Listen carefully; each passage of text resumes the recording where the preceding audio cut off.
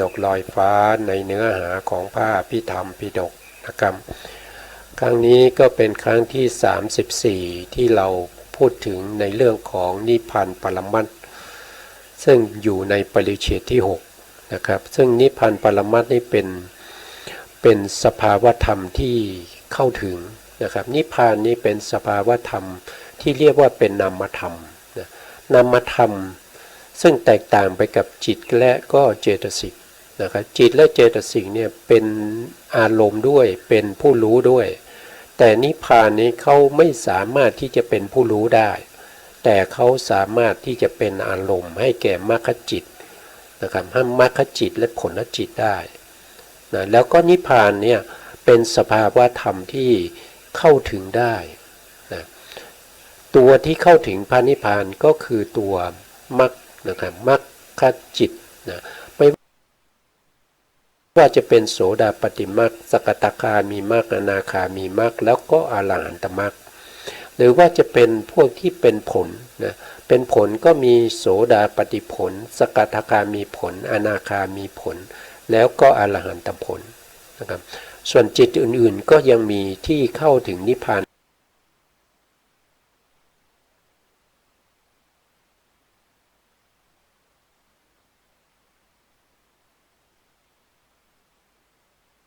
ได้นะครับแต่เรายังไม่พูดถึงในตอนนี้เพราะเราจะมีการศึกษาในโอกาสต่อไปในข้างหน้านะครับ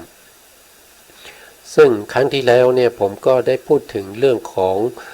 การที่เราจะเข้าถึงพระนิพพานเนี่ยเข้าถึงได้อย่างไรนะมีอะไรเป็นตัวที่เราจะต้องทำนะครับที่เราจะต้องปฏิบัติเพื่อทำให้เข้าถึงนิพพานมีอะไรบ้างนะแล้วก็ในขณะที่เราทำเนี่ยเรามีอะไรเป็นอารมณ์นะครับเพราะว่าการที่จะเข้าถึงนิพพานได้จะต้องเป็นนามธรรม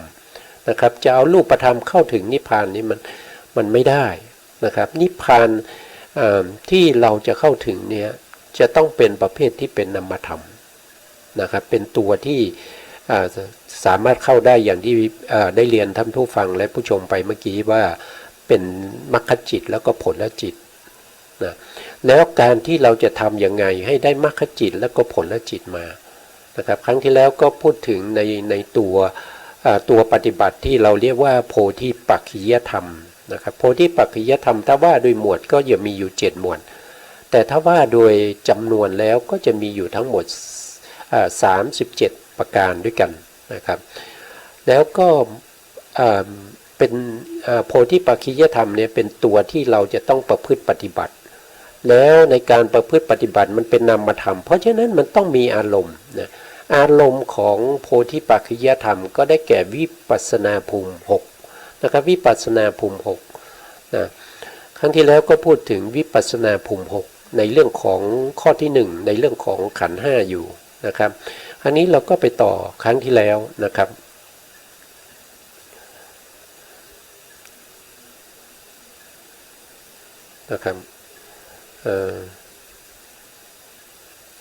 ทำไมมาแล้วนะครับมันช้านิดหน่อยซึ่งครั้งที่แล้วก็พูดถึงในเรื่องของรูปขันธ์นะครับรูปขันธ์ในรูปขันธ์เนี่ยก็จะพูดถึงในส่วนที่เป็นทำไมมันยังไม่ขึ้นนะครับวันนี้รู้สึกว่าอืดเหลือเกิน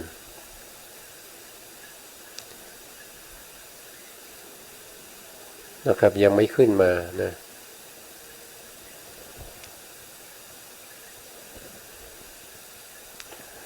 ครับครั้งที่แล้วเราพูดถึงเรื่องของรูปปักขันธ์เรื่องของขันธ์5นะครับขันธ์5ก็จะเป็น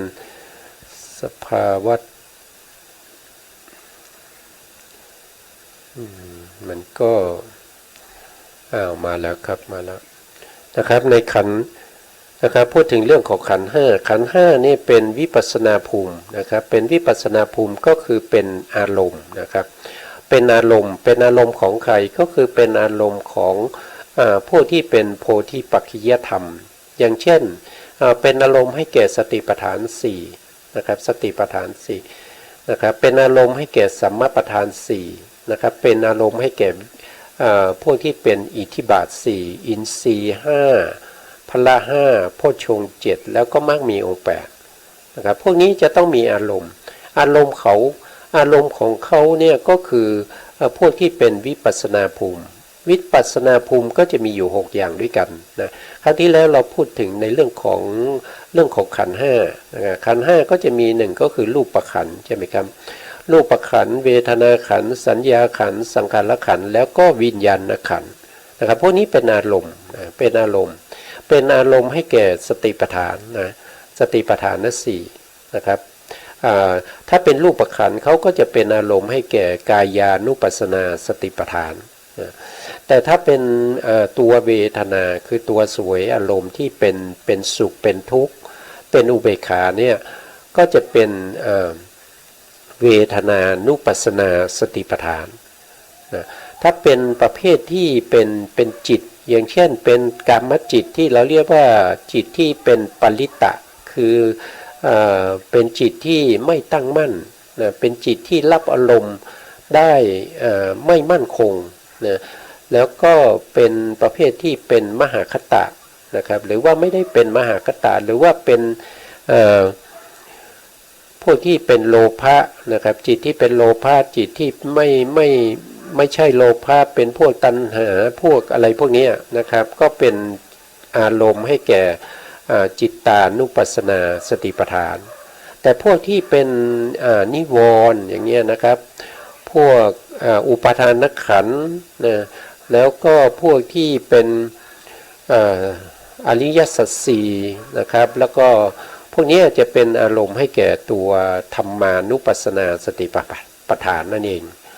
นะครับครั้งที่แล้วผมก็จะติดท่านผู้ฟังเอาไว้ในเรื่องของลักขณาที่จตุกะของ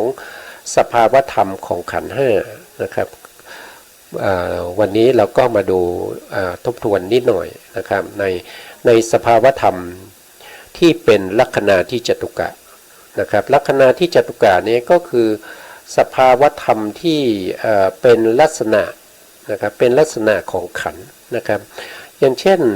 รูปขันธ์เนี่ยนะครับรูปขันธ์ก็มีลักขณาที่จตุกะของรูปขันธ์นะครับอันข้อที่หนึ่งเนี่ยว่าโดยเป็นลักษณะเป็นลักษณะเวลาเรากำหนดในเรื่องของกายานุปัสสนาสติปัฏฐานเช่นเรากำหนดในเรื่องของอิริยาบถนะครับอิริยาบถปภะนะครับหรือว่าสัมปชัญญะปภะก็คืออิริยาบถย่อยนะครับพวกนี้เราจะต้องรู้ลักษณะของรูปด้วยนะครับแต่ตอนนี้เราดูลักษณะของรูปนะครับโดยรวมไปก่อนนะครับว่าโดยลักษณะของรูปเนี่ยก็คือได้แก่รูปะนาลักขณังนะครับรูปะนาลักขณังหมายความว่ามีการสลายแปรปรวนไปเป็นลักษณะรูปนี้เขาจะมีการสลายแปรปรวนไปเป็นลักษณะถ้าเราเห็นสภาวธรรมที่มันสลายแปรปรวนไปเป็นลักษณะนั่นแสดงว่าเราเห็นอะไรเห็นรูปนะครับเห็นสภาวธรรมของรูปนะรูปเนี่ยมันไม่ได้เป็นสภาวะที่เจริญขึ้นนะครับมันจะเป็นสภาวธรรมที่คอยแต่สลายไปนะคอยจะแตกสลายไปนะแล้วเวลาเขาเกิดขึ้นเนี่ยเขาทำกิจอะไรนะครับเวลาเขาเกิดขึ้นเนี่ยเขาทำกิจในการที่กระจัดกระจายนะครับกระจัดกระจายไปเป็นกิจก็คือหมายถึงว่ามันแยกสลายออกไปอย่างเช่นจักขุประสาทนะครับจักขุประสาทเนี่ยเวลาเขาเกิดขึ้นเนี่ยเขาจะเกิดเป็นรูปกลาบใช่ไหมครับในการเกิดเป็นรูปกลาบที่เราเรียนมาแล้วก็คือจักขุทัสสะกลาบในจักขุทัสสะกลาบเนี่ยมีรูปอยู่10รูปนะรูปใน10รูปนั้นเนี่ยมันจะมีรูปที่ต้องแตกสลายแปรปรวนไปเป็นลักษณะนั่นก็คือได้แก่ชีวิตรูปที่รักษาตัวจักขุประสาทนะครับแล้วก็ตัวจักขุประสาทนะครับแยกแตกกระจัดกระจายสลายแปรปรวนไปออกไปจากอวินิโพครูป8ซึ่งอวินิโพครูป8เนี่ยก็คือได้แก่ธาตุที่เป็นปัทวีธาตุ นะครับหวังว่าท่านยังจำได้นะครับปฐวีธาตุอาโปธาตุเตโชธาตุวายโยธาตุวันนาธาตุนะครับก็คือสีสันนั่นเองสีนะครับแล้วก็คันธธาตุคันธธาตุก็คือพวกกลิ่นนะคันธธาตุกลิ่นนะครับแล้วก็รสธาตุก็คือรสนะครับแล้วก็ยังมีอีกอันหนึ่งก็คืออาหารหรือโอชานะครับโอชานะพวกนี้จะเป็นรูปที่เขาก่อเวลาเกิดขึ้นมาเนี่ยเขาจะเกิดมาเป็นกะลานะเขาไม่ได้เกิดเป็นแยกย่อยมานะครับเขาไม่ได้แยกย่อยมาแต่เวลาเกิดเขาเกิดเป็นกะลาเมื่อเกิดขึ้นแล้วเขาก็จะสลายไปนะครับเขาก็จะสลายไปแตกกระจายไปโดยที่เป็นจักขุประสาทนี้ก็จะแตกกระจายออกไปพวกที่เป็นชีวิตรูปแล้วก็พวกที่เป็นวินิโพครูป8เนี่ยก็จะแตกกระจายไปตามลักษณะของเขานะครับตามลักษณะที่เขามีการสลายแปรปรวนไปเป็นลักษณะนะครับแล้วก็เขาทำกิจอะไรก็คือวิกิจลักสังมีการกระจัดกระจายไปเป็นกิจนะครับหน้าที่เขากิจเนี่ยก็คือหน้าที่นะครับกิจนี่คือหน้าที่เขาคือมีหน้าที่ในการที่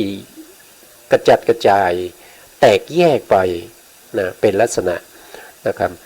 แล้วมีอะไรเป็นเหตุใกล้นะครับโทษทีมีอะไรเป็นอาการปรากฏนะครับท่านก็ได้บอกว่านะครับ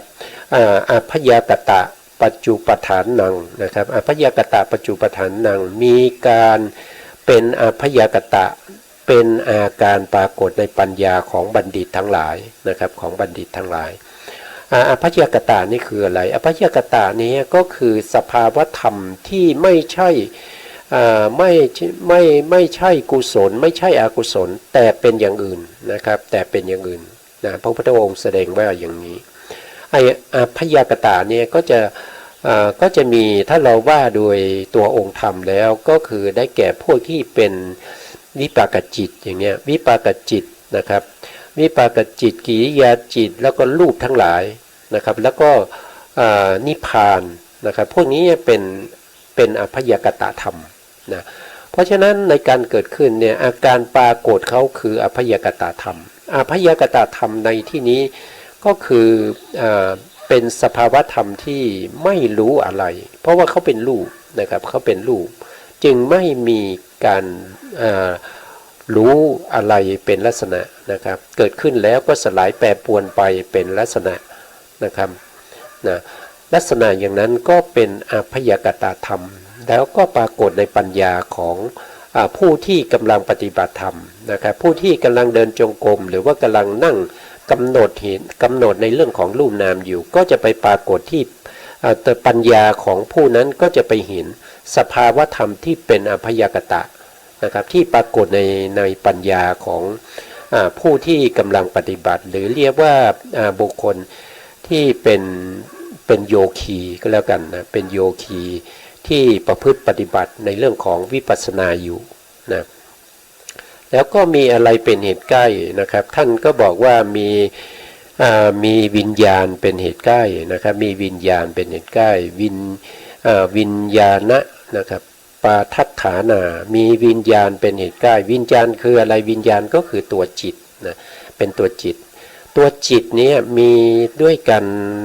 หลายอย่างนะครับอย่างเช่นอกุศลนะครับอกุศลจิตก็คือจิตพยากตะโทษทีอกุศลแล้วก็วิบากนะครับวิบากแล้วก็กิริยาพวกนี้ก็เป็นจิตนะครับที่ทำให้รูปนั้นเกิดขึ้นนะครับถ้าเป็นรูปที่เกิดพร้อมกับวิญญาณเลยก็จะมีกรรมมัชรูปที่เกิดพร้อมกับปฏิสนธิวิญญาณตรงอุปาทขณะของปฏิสนธิจิตนะครับแล้วก็พวกจิตตชรูปก็จะเกิดตรงที่อุปาทขณะของจิตทุกดวงยกเว้นทวิ10แล้วก็รูปวิบาก4แล้วก็จุติจิตของพระอรหันต์นะครับนอกนั้นจะเกิดพร้อมด้วยจิตตชรูปนะครับจะเกิดพร้อมด้วยจิตตชรูป อันนี้ก็เป็นลักษณะที่จตุกะของรูปนะครับซึ่งขันธ์ห้าก็จะมีรูปใช่ไหมครับเมื่อเรารู้เรื่องของรูปคือรูปประขันธ์แล้วว่ารูปประขันธ์เนี่ยมีลักษณะสลายไปแปรปรวนเป็นลักษณะแล้วก็กระจัดกระจายไปเป็นกิจนะครับแล้วก็มีพยากตธรรมเป็นอาการปรากฏในปัญญาของบัณฑิตทั้งหลายมีวิญญาณเป็นเหตุใกล้นะครับส่วนขันธ์ที่สองเนี่ยก็จะเป็นประเภทที่เราเรียกว่าเป็นนามธรรมนะครับก็คือเวทนาขันธ์นะตัวเวทนาขันธ์เนี่ยก็จะอยู่ก็คือเดี๋ยวหาเวทนาขันธ์นะครับเราก็มาดูตรงที่เป็นเวทนานะครับเวทนานะครับก็อยู่ตรงนี้นะเขาบอกว่าลักษณะที่จตุกะของเวทนาเจตสิกนะครับเวทนาเจตสิกมีการเสวยอารมณ์เป็นลักษณะมีการเสวยอารมณ์เป็นลักษณะนะครับอนุภาวะนะลักขณานะครับมีการเสวยอารมณ์เป็นลักษณะในการเสวยอารมณ์เนี่ยเขาก็เสวยอารมณ์ว่าโดยการเสวยอารมณ์ก็มีอยู่3อย่างนะครับเสวยอารมณ์ประเภทที่เป็นสุขนะครับเป็นสุขเสวยอารมณ์ประเภทที่เป็นทุกข์แล้วก็เสวยอารมณ์ที่เป็นไม่สุขไม่ทุกข์นะครับหรือเรียกว่าอุเบกขานะครับถ้ามีอาการลักษณะที่กล่าวมานี้เกิดขึ้นแก่พระโยคาวจรผู้กำลังปฏิบัติอยู่นั่นแสดงว่ามีเวทนาเกิดขึ้นมาเสวยอารมณ์เป็นลักษณะลักษณะของเวทนานั่นเองนั่นก็แสดงว่าเราเห็นเวทนาแล้วนะครับส่วนใหญ่ก็จะเห็นเวทนาเป็นทุกข์นะครับผู้ปฏิบัติทุกท่านไม่ค่อยเห็นเวทนาเป็นสุขเลยนะเวทนาเป็นสุขก็มีนะครับในขณะที่เรานั่งมานานแล้วเนี่ยเราพอได้1 ชั่วโมงเรากำหนดไว้ว่านั่ง1 ชั่วโมงพอได้1 ชั่วโมงแล้วเราก็ลุกขึ้นนะครับลุกขึ้นแล้วก็จะเดินจงกรมเมื่อขณะที่เราลุกขึ้นยืนเนี่ยเราจะรู้สึกถึงเวทนาที่เป็นสุขนะเพราะว่าเรานั่งมานานแล้วนะครับเราเมื่อยนะครับปวดเมื่อยทั้งร่างกายนะครับทั้งขานะครับมันก็จะปวดร้าวไปหมดใช่ไหมครับเวลาเราเปลี่ยนอิริยาบถเนี่ยมันจะเกิดเป็นสุขขึ้นมานะครับมันจะเกิดเป็นสุขขึ้นมาเราไม่ได้มองเห็นว่าความสุขที่เวทนากำลังเสวยอยู่ตรงนั้นน่ะเราไม่ค่อยจะเห็นนะครับเราไม่ค่อยจะเห็นนะเราจะไปเห็นเฉพาะว่าเวทนามันเป็นทุกข์นะครับทุกวันนี้ผู้ปฏิบัติเวลาจะคุยกันนะครับส่งอารมณ์ก็ถามเวทนานั่นก็หมายถึงทุกขเวทนานะครับเขาก็จะพูดเรื่องทุกขเวทนาเขาไม่ได้พูดถึงสุขเวทนาเลยนะครับจริงๆสุขเวทนาเนี่ยมันก็อยู่ตรงนั้นนะครับสุขเวทนาทุกขเวทนาแล้วก็อุเบกขาเวทนานะครับการที่จะเปลี่ยนจากสุขไปเป็นทุกขเวทนาเนี่ยมันจะต้องมีอุเบกขานะครับก็คือความไม่สุขไม่ทุกข์เนี่ยมาขั้นก่อนแล้วก็ถึงจะไปเป็นทุกข์นะครับผู้ปฏิบัตินะครับท่านลองสังเกตดูในขณะที่ท่านนั่งสมาธินานๆนะครับเป็นชั่วโมงนะครับประมาณถ้าครึ่งชั่วโมงขึ้นไปก็จะรู้ได้นะครับประมาณ45 นาทีเนี่ยเราก็สามารถรู้ได้ทั้งที่เป็นสุขเป็นอุเบกขาแล้วก็เป็นทุกข์เราสามารถรู้ได้แล้วนะครับเพราะเขาเกิดขึ้นแล้วนะครับเพียงแต่ว่าเราไม่มีสติกำหนดนะเราจะไม่รู้นะครับถ้าเรามีสติล่องลอยออกไปคิดถึงคนนั้นคนนี้นะครับคิดถึงลูกนะครับคิดถึงงานที่เราทำยังค้างอยู่คิดถึงเพื่อนฝูงนะครับหรือว่าคิดถึงสิ่งต่างๆที่เราชอบใจนะครับหรือว่าเราไม่ชอบใจที่เข้ามารบกวนในจิตใจของเราเนี่ยก็จะทำให้เรามองไม่เห็นเวทนานะครับมองไม่เห็นถึงความสุขนะครับมองไม่เห็นถึงอุเบกขานะครับมองไม่เห็นถึงความทุกข์นะอย่างนี้เราก็เสียเวลานะครับเราก็จะเสียเวลานะครับเรานั่งทั้งชั่วโมงหนึ่งเราไม่ได้อะไรเลยเราได้มาแต่อะไรได้มาแต่นิวรณ์นะครับนิวรณ์ที่คิดถึงคนนั้นบ้างคนนี้บ้างนะครับคิดถึงคนที่เราชอบบ้างไม่ชอบบ้างการงานบ้างเป็นห่วงคนนั้นบ้างคนนี้บ้างนะครับเป็นห่วงบ้านนะครับเป็นห่วงสวนไร่นานะครับแล้วก็การงานของเราต่างๆที่ข้ ค้างอยู่นะครับอันนี้ก็จะเสียเวลาในการปฏิบัติเราก็จะไม่ได้อะไรเลยนะครับเวทนาเกิดขึ้นก็มองไม่เห็นนะครับสภาวธรรมของรูปธรรมที่สลายไปเป็นลักษณะก็มองไม่เห็นนะครับมันแตกกระจายไปก็มองไม่เห็นนะมันเป็นอภัยกตะก็ไม่รู้นะครับก็ไม่รู้นะเพราะฉะนั้นเนี่ยเราต้องมีจิตใจเนี่ยกำหนดอยู่ที่รูปกับนามนะครับรูปกับนามเท่านั้นนะครับรูปก็คือพวกที่เป็นรูปขันธ์นั่นเอง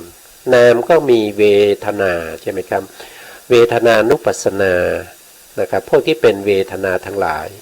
นะครับแล้วก็พวกที่เป็นจิตทั้งหลายนะครับจิตกับเจตสิกนี้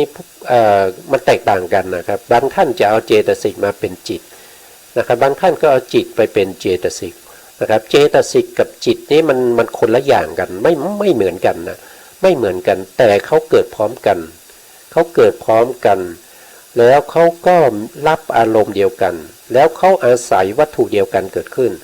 แล้วเขาก็ดับไปพร้อมกันแต่ไม่ใช่ตัวเดียวกันนะครับแต่ไม่ใช่ตัวเดียวกันเพราะฉะนั้นเราพูดถึงจิตเนี่ยก็ให้เราเนี่ยรู้เห็นสภาวะของจิต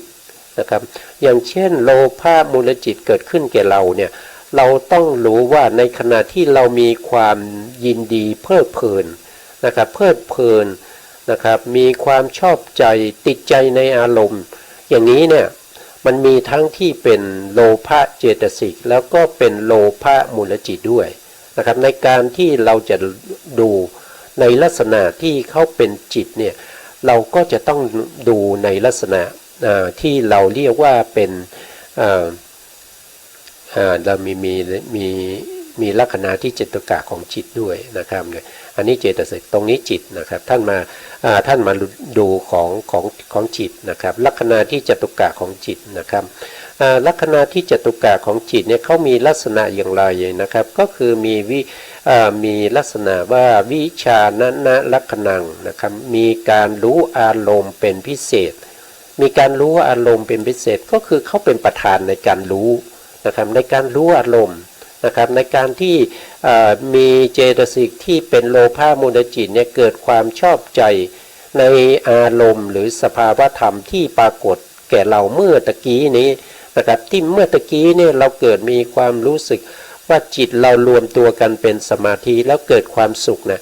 เรามีความไปยินดีติดใจสภาวธรรมนั้นนะครับไอตัวที่เป็นประธานในการรู้ตัวนั้นคือตัวจิตนะครับมีเป็นตัวจิตนะแล้วก็ตัวที่เป็นตัวยินดีนะครับเป็นตัวยินดีเพลิดเพลินตัวนั้นคือโลภะตัวนั้นเป็นเจตสิกนะครับตัวนั้นเป็นเจตสิกนะครับเพราะฉะนั้นลักษณะของจิตเนี่ยก็มีการรู้อารมณ์ที่พิเศษไปจากสัญญาและปัญญาเป็นลักษณะนะถ้าเราพูดถึงการรู้เนี่ยส่วนใหญ่นะครับส่วนใหญ่ที่เราศึกษามาเนี่ยท่านก็จะอธิบายอยู่ในธรรมสามอย่างนี้นะครับหนึ่งก็คือตัวจิตเป็นตัวรู้นะครับตัวจิตเป็นตัวรู้สองก็เป็นตัวสัญญานะครับตัวสัญญาก็ตัวรู้นะครับตัวรู้ตัวจำได้หมายรู้นะแล้วก็ตัวปัญญานี่จะเป็นตัวที่รู้พิเศษนะครับเป็นตัวที่รู้พิเศษสามารถที่จะรู้นิพพานด้วยนะตัวปัญญาสามารถที่จะเข้าไปถ้าเกิดในมรรคจิตถ้ารวมมรรคมีองค์8ได้ในมรรคจิตเขายังสามารถที่จะไปปหานานุสัยได้ด้วยนะตัวปัญญานะครับเพราะฉะนั้นในลักษณะของเจตสิกกับตัวจิตนี้เขามีลักษณะที่แตกต่างกันนะครับอย่างเช่นเมื่อกี้ผมพูดถึงในเรื่องของลักษณะที่เจตุกะของจิตในลักษณะใช่ไหมครับมีการรู้อารมณ์เป็นลักษณะพิเศษไปจากสัญญาและปัญญาเป็นลักษณะแต่ถ้าเป็นของเจตสิกแล้วเขาก็บอกว่ามีตรงนี้มีการน้อมไปสู่อารมณ์เป็นลักษณะตัวเจตสิกเนี่ยมันจะน้อมไปสู่อารมณ์เป็นลักษณะโดยมีตัวจิตนี่เป็นประธานนะครับมีตัวจิตนี่เป็นประธานนะครับนะส่วน เขามีอะไรเวลาเขาเกิดขึ้นแล้วเขาทำหน้าที่อะไรนะครับจิตก็จะทำหน้าที่ก็คือบุพังคมะลัสสังนะครับเป็นประธานของเจตสิกและกัมมัชรูปเป็นกิจตัวจิตนี้เขาจะเป็นประธานนะครับเขาเป็นประธานในฐานะเขาเป็นประธานนะแต่เวลาเกิดเนี่ยเขาเกิดพร้อมกับเจตสิกนะครับแล้วในขณะที่ตรงที่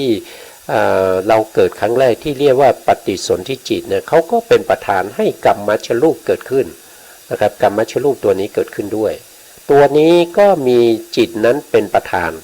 นะครับในขณะที่เกิดขึ้นเป็นครั้งแรกในปฏิสนธิการนะครับตัวนี้นะครับส่วนเจตสิกเนี่ยทำกิจอะไรนะครับก็มีสัมปโยคลัสสังนะสัมปโยคลัสสังมีการประกอบกับวิญญาณมีการประกอบกับวิญญาณก็คือตัวจิตนะครับประกอบกับจิตนั่นเองและก็ประกอบกันเองนะครับประกอบกันเองก็คือเวลาเจตสิกเกิดขึ้นเนี่ยเขาไม่ได้เกิดดวงเดียวอย่างน้อยๆเขาต้องเกิดพร้อมกัน7ดวงแล้วก็เกิดพร้อมกับจิตสภาวะธรรม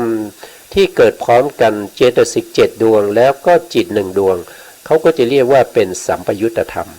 นะครับอย่างเช่นจักขูวิญญาณมีสัพพะจิตตสาธารณเจตสิก7ดวงที่เกิดพร้อมกันนะครับเกิดพร้อมกันโดยอาการที่เป็นเอกุปาทะเอกุปาทะก็คือเกิดพร้อมกันนะครับก็คือเกิดพร้อมกันนะครับ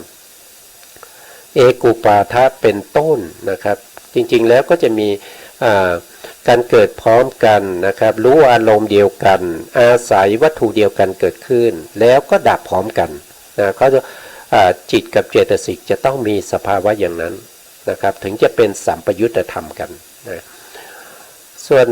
ถ้าว่าโดยเหตุใกล้ให้เกิดของจิตนะเหตุใกล้ให้เกิดจิตเนี่ยก็คือสังขาร3นะสังขารทั้ง3นะสังขารคืออะไรก็คือกายสังขารนะครับวจีสังขารนะครับแล้วก็จิตตสังขารนะครับเป็นเหตุใกล้หรือนะครับหรือว่าวัตถุ6อารมณ์6เป็นเหตุใกล้ให้เกิดนะวัตถุ6ได้แก่อะไรวัตถุ6ก็ได้แก่จักขูวัตถุนะครับ1จักขูวัตถุ2โสตวัตถุ3ฆานวัตถุ4ชิวหาวัตถุ5กายวัตถุ6ก็คือเขาวัตถุเนี่ย6เนี่ยคือหาทยวัตถุนะครับก็คือหาทยวัตถุตรงจิตนี้ก็จะถ้าไม่ได้ทบทวนบ่อยๆก็จะลืมนะครับมันมีทั้งที่เป็นภวังคจิตเราเรียกว่าเป็นทวารนะครับเป็นมโนทวารแต่ถ้าว่าโดยวัตถุเนี่ยก็จะต้องเป็นหาทยวัตถุนะครับต้องเป็นหาทยวัตถุนะเป็นที่อาศัยเกิดของจิตและเจตสิกนะถ้าว่าโดยอารมณ์ก็ได้แก่อารมณ์6นะอารมณ์6นะครับเป็นเหตุให้เกิดเป็นเหตุใกล้ให้เกิดวิญญาณคือให้เกิดจิตอารมณ์6นั้นก็คือได้แก่รูปารมณ์นะรูปารมณ์ก็คือสีสันวรรณะสีต่างๆนั่นเองนะสัทธารมณ์ก็คือเสียงต่างๆคันธารมณ์ก็คือกลิ่นต่างๆรัสสารมณ์ก็คือรสต่างๆโพธพารมณ์ก็คือปัทวีโพธพารมณ์เตโชโพธพารมณ์วายโยโพธพารมณ์แล้วก็ธรรมารมณ์นะสิ่งพวกนี้เป็นเหตุใกล้ให้เกิดอะไรให้เกิดจิตนะให้เกิดจิตตัวจิตนี้จะเกิดขึ้นได้ก็ต้องอาศัยวัตถุ6อารมณ์6หรือว่าสังขาร3นะครับพวกนี้เป็นเหตุใกล้ให้เกิดจิตนะทีนี้อะไรเราเป็นเหตุใกล้ให้เกิดเจตสิกนะครับให้เกิดเจตสิกเจตสิกท่านก็บอกว่าวิญญาณปทัฏฐานังนะครับมีวิญญาณเป็นเหตุใกล้เห็นไหมเจตสิกนี้ต้องอาศัยจิตนี้เป็นตัวเกิดนะครับถ้าไม่มีจิตนะครับเจตสิกเกิดไม่ได้เพราะเจตสิกเนี่ยต้องอาศัยจิตเป็นเหตุใกล้ให้เกิดขึ้นมานะครับเพราะฉะนั้นลักษณะของตัวจิตและเจตสิกก็จะแตกต่างกันนะครับนะให้เราเข้าใจนะครับว่าเวลาเราพูดถึงจิตไม่ใช่เจตสิกนะครับเวลาเราพูดถึงเจตสิกก็ไม่ใช่จิตนะครับเจตสิกก็ส่วนของเจตสิกอย่างเช่นเวทนาอย่างเงี้ยเป็นเจตสิกนะครับเวทนาเป็นเจตสิกนะครับเจตนาก็เป็นเจตสิกนะผัสสะก็เป็นเจตสิกนะครับ มนสิการนะครับก็เป็นเจตสิกชีวิตินทรีย์ก็เป็นเจตสิกวิตกวิจารนะครับอธิโมกข์วิริยะปิติพวกนี้ก็เป็นเจตสิกหมดนะครับไม่ใช่จิตมีอย่างเดียวเท่านั้นมีสภาวะอย่างเดียวเท่านั้นจิตไม่มีหลายอย่างนะครับจิตมีตัวเดียว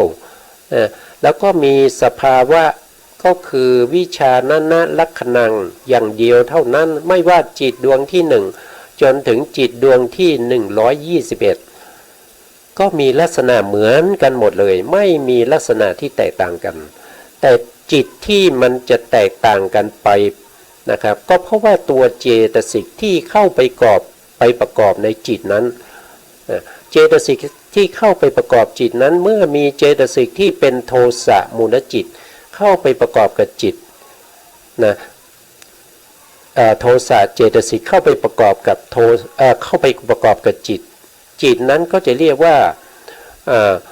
โทสะมูลจิตนะครับก็มีสภาวะธรรมที่เป็นสภาวะธรรมที่บีบคั้นเล่าร้อนนะครับเป็นสภาวะธรรมที่เกิดความเสียใจเกิดความเศร้าส้อยเกิดความไม่พอใจนะครับความเครียดทั้งหลายก็มาจากโทสะนั่นเองนะครับโทสะคืออะไรโทสะคือเจตสิก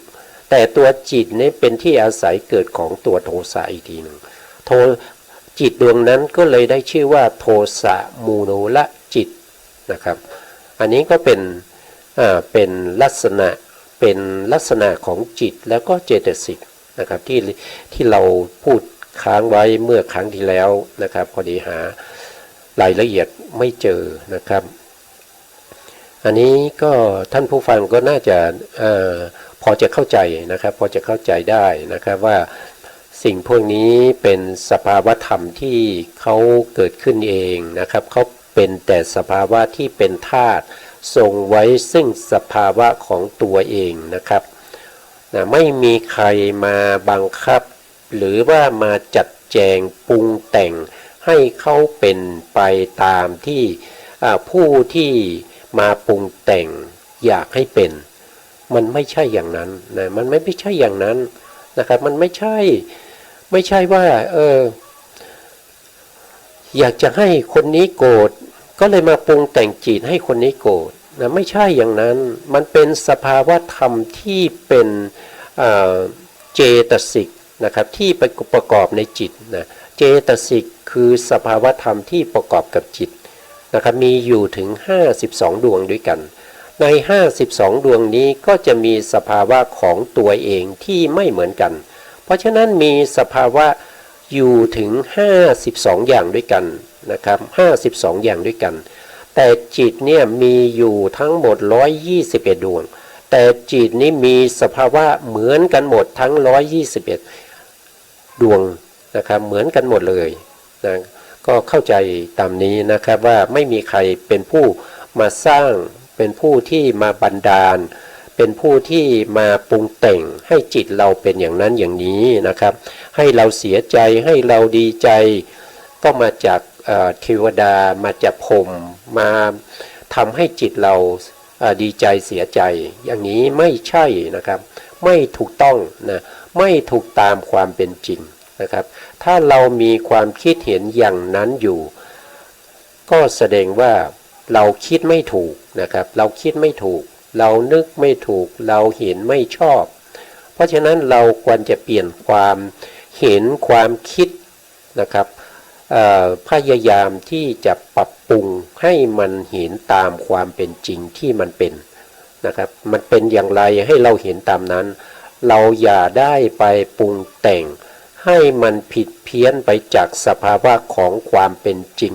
ของสภาวะของธาตุนั้นนะครับนี่ก็พูดถึงลักขณะที่จตุกะนะครับพอดีเวลาก็จะหมดอีกแล้วนะครับเดี๋ยวก็ไปดูไอ้ตรงนี้ก่อนนะครับว่าเรื่องของรูปนะครับเรื่องของรูปเมื่อกี้เราพูดถึงรูปยังไม่จบนะครับเราพูดถึงรูปยังไม่จบว่ารูปเนี่ยมีลักษณะ ลักษณะแปรปรวนไปเป็นเขา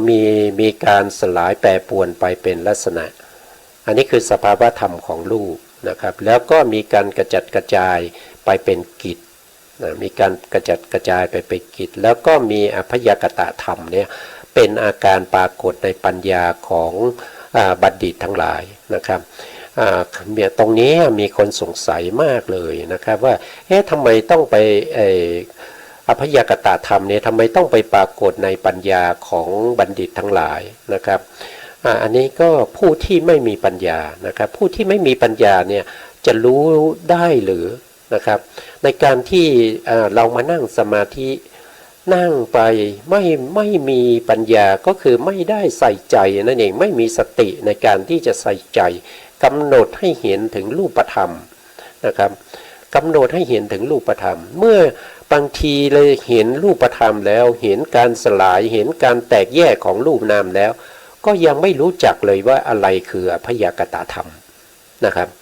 อะไรคืออพยากตธรรมก็ยังไม่รู้นะครับเพราะฉะนั้นเนี่ยการที่จะรู้ในลักษณะอย่างนี้ต้องรู้ได้ด้วยปัญญาปัญญานั้นจะต้องเป็นปัญญาของบัณฑิตไม่ใช่เป็นปัญญาของบุคคลที่เป็นอะไร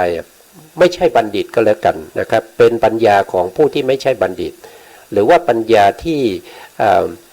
ไม่ได้พัฒนานะครับไม่ได้พัฒนาให้ไปเห็นสภาวะของความเป็นจริงนะครับยังยึดถือสมมุติบัญญัติอยู่นะครับยังยึดถือ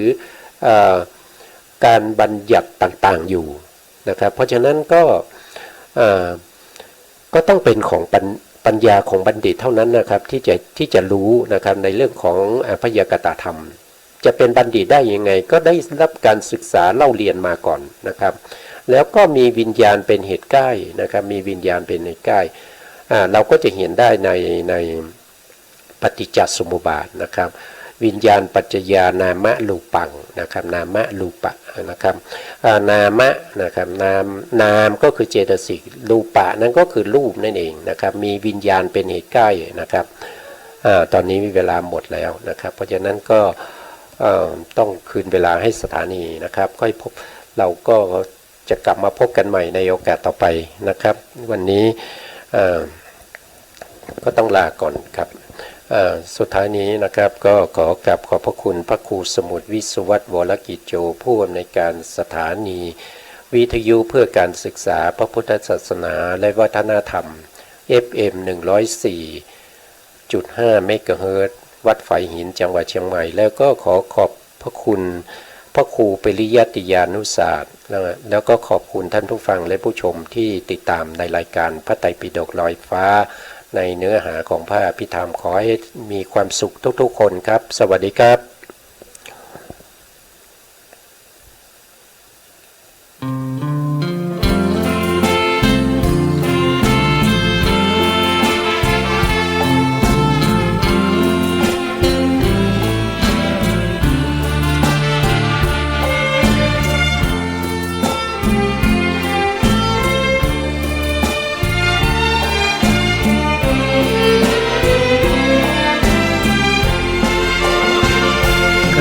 เกิดเป็นทุกข์เหตุทำให้เกิดทุกข์ช่องทางดับทุกข์นั้นคืออุเบกขาอริยสัจสี่รวมความได้เห็นปัญญา